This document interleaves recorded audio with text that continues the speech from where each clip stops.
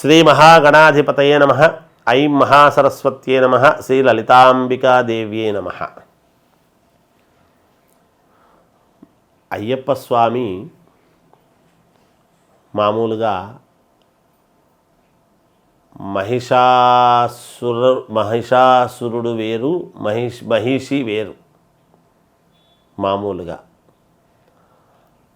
ఆ మహిషి అనేటువంటి రాక్షసిని సంహరిస్తున్న సమయములో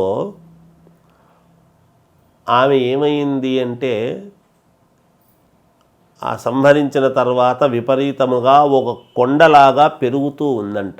రాక్షసి కదా, ఒకరొకరికి కొన్ని విద్యలు ఉంటాయి. మరి రాక్షసులు దేవతల ఉన్నటువంటి కాలములో రాక్షసులు ఉన్నారు అంటే వాళ్లకు శక్తులు ఉండేటివి. మరి లేకపోతే దేవుళ్ళతో పనేముంది? రాక్షసులే లేకపోతే దేవుళ్ళు ఎందుకున్నట్టు?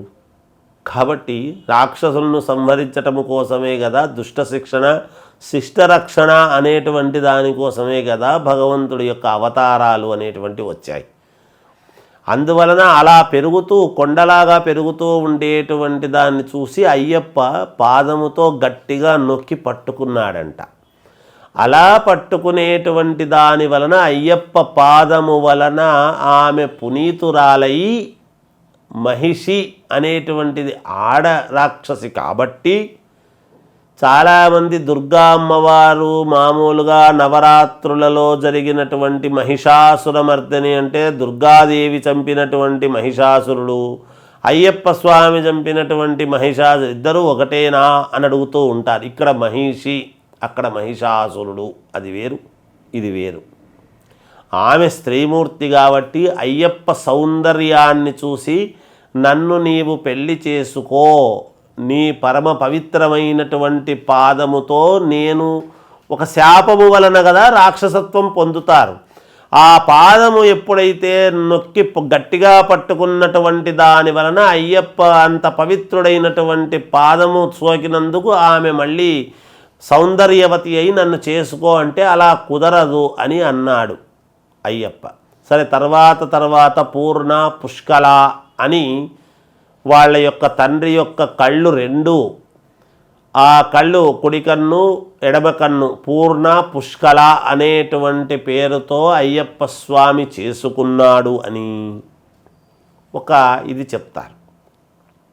అయితే ఏమిటి ఆ పూర్ణ పుష్కల అంటే, అయ్యప్ప స్వామి దగ్గరికి మనము వెళుతూ ఉన్నప్పుడు మన కోరికలు ఏమిటి? మన కోరికలు పూర్ణము కావాలి అనేటువంటి దానికి వెళతాము.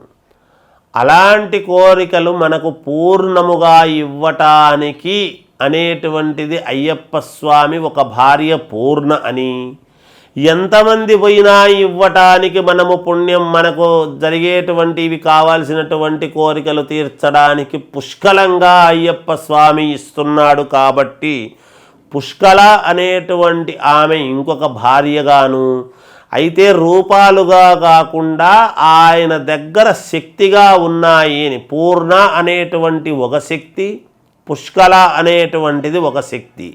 ఉదాహరణకు సిద్ధి, బుద్ధి, వినాయకుడు అని మనం చూస్తాం ఉంది. సిద్ధి, బుద్ధి అని ఇద్దరు భార్యలు కలిగినటువంటి వినాయకుడిని ఎక్కడైనా భార్యలతో పాటు ఉండేది మనం చూస్తున్నామా? ఎక్కడ వినాయకుడు ఉండినా ఒకడే ఉంటాడు కదా. అలాగే ఇక్కడ కూడా పూర్ణ, పుష్కల అనేటువంటివి ఎంతమంది వచ్చినా పూర్ణముగా అయ్యప్ప స్వామి అనుగ్రహము ఇవ్వటానికి, ఎంతమంది వచ్చినా పుష్కలముగా ఇక్కడికి చాలు అనేటువంటిది లేకుండా ఎంతమంది అన్నా వెళ్ళండి మాల వేసుకొని, అలా వెళ్ళే కొద్దీ పుష్కలంగా ఇస్తూనే ఉంటాడు అభయం.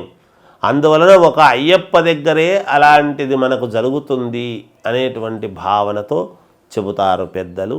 పూర్ణ, పుష్కల అనేటువంటి ఇద్దరు భార్యలు ఉన్నారు అని. రూపాలుగా అక్కడ ఉండరు కానీ శక్తి స్వరూపాలుగా ఆయనలోనే ఉన్నారు అని మనం భావించాలి అని తెలియజేస్తూ జయోస్తు.